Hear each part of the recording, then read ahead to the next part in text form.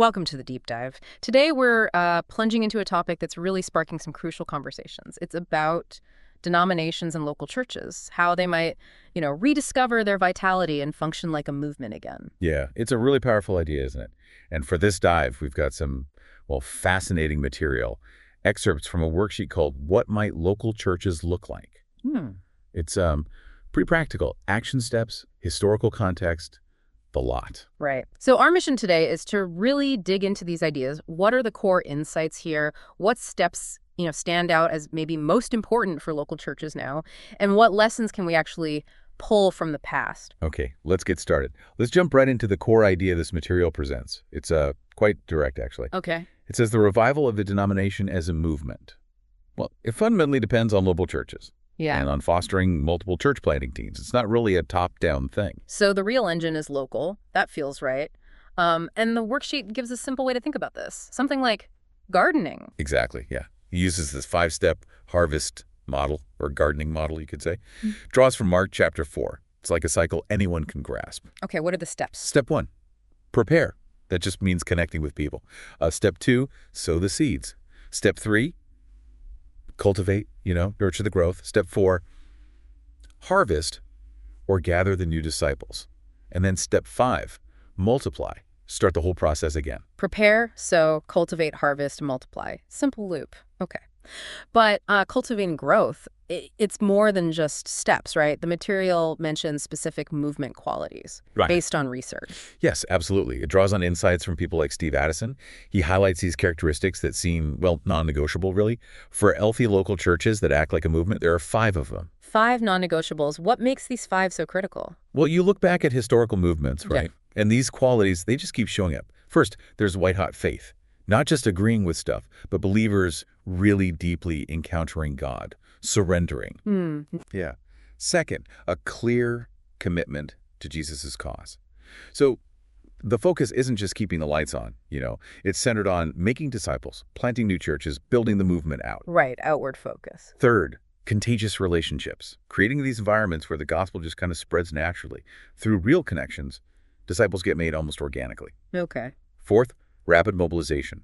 This means quickly getting new disciples involved in making more disciples and starting new groups, new churches, not waiting years. Get them involved quickly. Makes sense. And finally, adaptive methods, having structures, ways of doing things that are functional, flexible, and crucially, easily reproducible by anyone, pretty much anywhere. White-hot faith, commitment, contagious relationships, rapid mobilization, adaptive methods. Wow. That paints a picture, doesn't it? A very active, a very outward-looking community. Definitely. And building on that idea of simple, reproducible methods, the worksheet contrasts how Jesus connected with people versus, say, more formal training today. Right. Instead of, go sign up for the seminar, Jesus took his disciples out into the world, trained them by doing it with them. Real-life stuff. The material points to Luke 10 and boils it down to 3 incredibly practical things he taught them. For connecting with people when they entered a community. 3 simple actions. What are they? Okay, first, eat their food. It's basically an invitation to just spend time with people where they are. Go into their space, listen, hear their stories. Just be present. Exactly. Yeah. Second, heal their needs. This could be praying for them, maybe offering practical help, but also sharing a bit of your own story, how you've trusted God. It connects meeting tangible needs with being authentic about faith. Yeah. Eat their food, heal their needs. And the third? Share God's story. Communicate his care, his love, his purposes, but simply, accessibly. Eat, heal, share. That's it. That's presented as the core of on-the-job disciple-making. It's a way for everyone in the church, regardless of formal training, to connect with neighbors' communities, using models so simple anyone can actually do them. It really shifts the idea that evangelism is just for the professionals. Yeah, it makes it everyone's job. And everyone's ability. And the material stresses that historically this broad participation was vital, right? It mentions Jerusalem being filled with the apostles' teaching. Because the word was increasing, and the number of disciples just multiplied. It wasn't just a few key figures. It was like abundant sowing, lots of people sowing seeds. Right, which leads to a tool that kind of embodies this simplicity. Discovery Bible Reading, or DBR. Precisely. DBR seems designed for this exact context. The worksheet describes it as, an easy way for anyone, literally anyone, to explore Bible stories and teachings. just reading through books sequentially. How does it work in practice? Well, the core process is for small groups, friends, colleagues, whoever. They get together, maybe pray for understanding, then read a story or a section from the Bible, twice. Then one person just retells it in their own words, Yeah. just to make sure everyone's tracking. Okay, read twice, retell, then what? Then the conversation deepens. There are 5 key discussion questions. Ah, okay, what are they? It's Son. What is new here for you? What surprises you? What don't you understand? What will you obey or apply from this text? And really importantly, what will you share with someone else this week? Those questions really push past just head knowledge, don't they? Into application and sharing, which fits that outward focus. Exactly. The worksheet also mentions DBR for exploring elementary Bible teachings, referencing Hebrews 6, things like repentance, faith, baptism. Yeah, you use the same 5 questions with stories or passages about those basic topics, and you add one more question. What does this tell us about this particular elementary teaching? It helps build that foundational understanding. You can also use DBR to tackle questions people have about the Bible. Just find relevant stories and use the process. Okay, but here's a really crucial distinction the material makes. It sounds important to get this right. It carefully separates DBR from studying more complex, essential Christian doctrines. Yes, this is critical. Doctrines like, say, the inspiration of Scripture, the Trinity creation, the great controversy idea, human destiny, prophecy. These things require careful, guided study. Reflection. The worksheet really stresses that this kind of learning is best done in settings like workshops or seminars, led by equipped leaders, those church planters, multipliers, trainers, catalysts we mentioned earlier. Why the separation? Well, to ensure accuracy, basically, and to Yeah. prevent, splintering off into weird interpretations, sectarianism, or even heresy. Some topics just need more careful handling by those equipped to teach them. Okay, so DBR for accessible, reproducible discovery of basic teachings, and then guided seminars for the deeper, more complex doctrines. That makes sense. Exactly. And the material loops back, making sure to say that even after attending those doctrinal seminars, people should be encouraged to go back to leading and being in their simple DBR groups with neighbors, friends, because the power is that anyone, even a brand new believer, can learn to lead a DBR group and help it multiply. This really forces a rethinking of church structures, doesn't it? The worksheet doesn't pull any punches. It says you need to restructure everything around disciple making. It gets specific, too. Suggests reshaping things like Bible classes, youth groups, not just based on age or internal programs, but maybe around where people live, or shared interests activities, and keeping them small, like 5 to 10 people. Small and outward focused. And the key is equipping those groups with that 3-step connecting process: eating, healing, sharing. Precisely. And empowering those groups to multiply by forming branch groups with their friends using DBR. So multiplication isn't just the institution starting something new, it's organic, growing from within these small units. It really shifts the engine of multiplication. And what about the leadership team? That needs rethinking too. Yes. The idea presented is that elders should be personally involved in witnessing, in disciple-making. Their main job becomes encouraging and supporting maybe 5-10 of these small Bible classes groups and cheering on their branch groups too. It's less about running programs, more about championing and enabling the actual disciple-making work. Putting the mission right at the center of leadership's focus.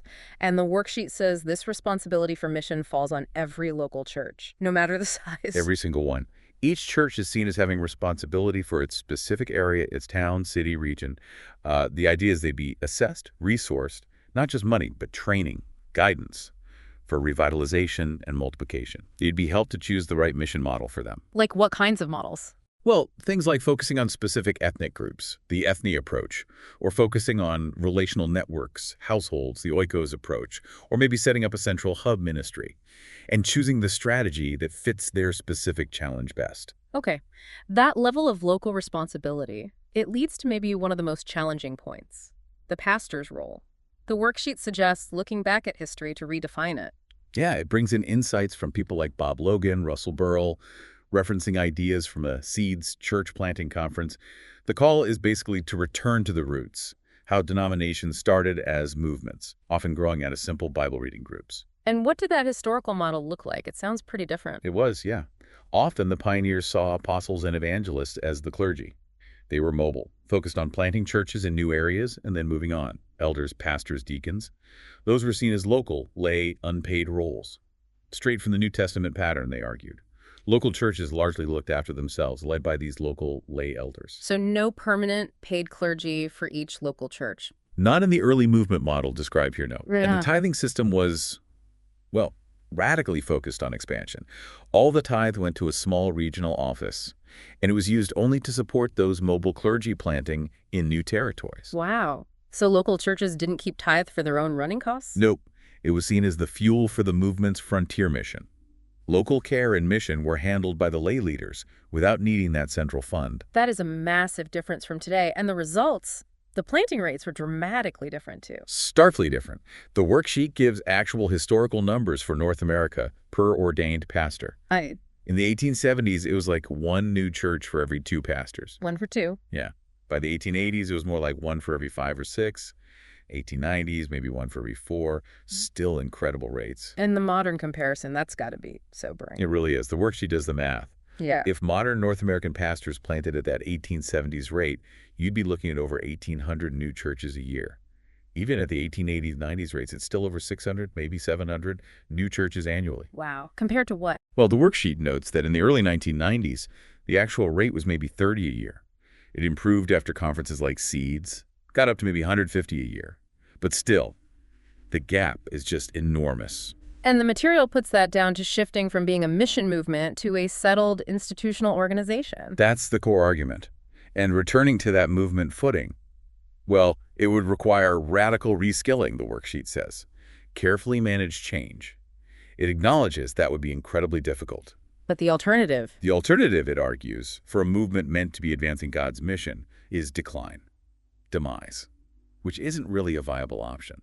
So the implication for pastors today is a pretty radical shift. Yes, a move towards being more like a district pastor. Not just managing 1 or 2 existing churches, but actively equipping, training, planting multiple new groups, new churches, developing skills as a church multiplier, a multiplication trainer, maybe a movement catalyst who sparks this wider expansion. That flows right into the role of church planting teams and this idea of $0 planting. Right.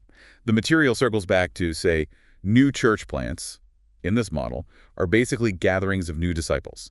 It points again to Acts. Mission teams working in new territories, often unreached ones, separate from established churches. And the established churches handle their own areas. Yeah, they were responsible locally.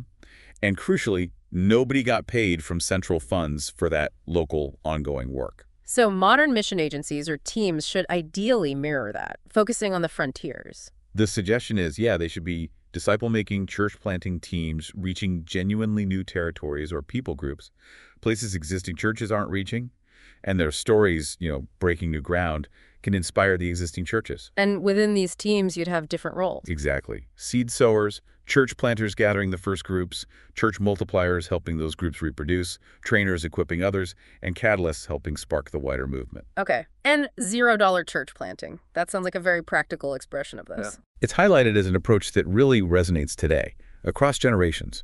It comes from convictions that, church should be relational, conversational, that money should go to helping the poor, and honestly, that the cost of buildings is just prohibitive. And it's reproducible because the methods themselves are cheap or free. Precisely.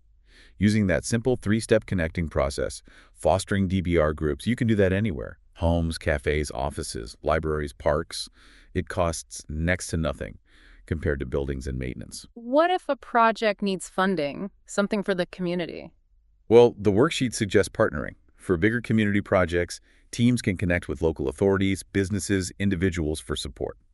Which isn't just about money, it builds relationships, creates opportunities for disciple-making with those partners too. So the resources people, money, are often in the harvest field already, not just at HQ. That's a really key takeaway. Of course, offerings, tithes, they're vital for worship expenses. But if overheads are lower, more funds can potentially go to helping people in need.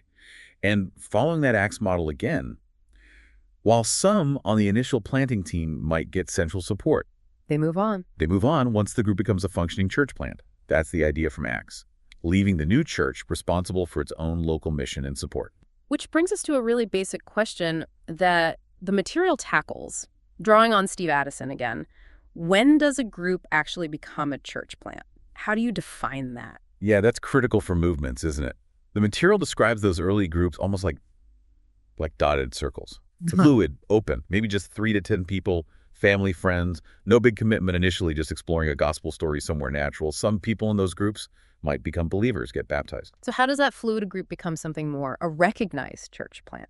Addison offers these church health indicators Hmm. based on Acts 2, the early church. Things like recognized local leaders starting to emerge, a habit of giving tithes, offerings developing, celebrating the Lord's Supper regularly, disciples being baptized and having the authority to baptize others. Okay. Also, disciples being trained to share the gospel themselves, completing some foundational discipleship studies, and, importantly, completing studies on what it means to be a church, and actually identifying as a church. And the author of this worksheet adds a few more indicators, while still keeping that dotted circle idea for openness. Right. Things like the church plant having multiple internal groups like DBR groups or youth groups, each of those groups actively multiplying, starting their own branch groups. The church plant having a clear vision for reaching its specific region and taking responsibility for it, having simple functional structures that actually help multiplication, and maintaining healthy links with the wider movement, the headquarters. So it sounds like being recognized as a church isn't about size or having a specific building. Absolutely not. The material's really clear on that. A new church plant might even have fewer members than some of the small groups within it. Jesus' basic unit was 2 or 3 gathered in his name. And, no New Testament church met in a dedicated church building. It was homes, public spaces. And this is where the multiplication really takes off, when those internal groups start multiplying. Exactly. As that new church plant grows and its internal small groups are nurtured using these simple reproducible models, some of those daughter groups can themselves mature and become new church plants, starting the whole cycle over again. That's how one local church plant can actually become a multiplying force in its area and even equip other teams. Which brings us right back full circle to redefining that pastor's role again. Not just managing, but being a catalyst, a trainer, a multiplier. It's a complete shift in thinking, isn't it, towards activating the whole church for mission and multiplication. We've definitely covered a lot of ground here. From those simple models and core qualities to that challenging look back at history, radical restructuring ideas, $0 planting, even redefining what a church plant looks like. It's practical, historical, and definitely pushes against a lot of traditional thinking. It really does present a compelling case, I think. For getting back to the basics, the foundational dynamics of successful movements, rooted in simple, reproducible discipleship and multiplication. So as we wrap up this deep dive, here's maybe a final thought for you, the listener, to mull over based on all this. Given that huge difference we saw between those historical planting rates driven by a movement mindset and modern rates, what do you think is the single biggest shift, whether it's structural or maybe relational, that would be necessary to really foster a multiplying movement in your own local context today?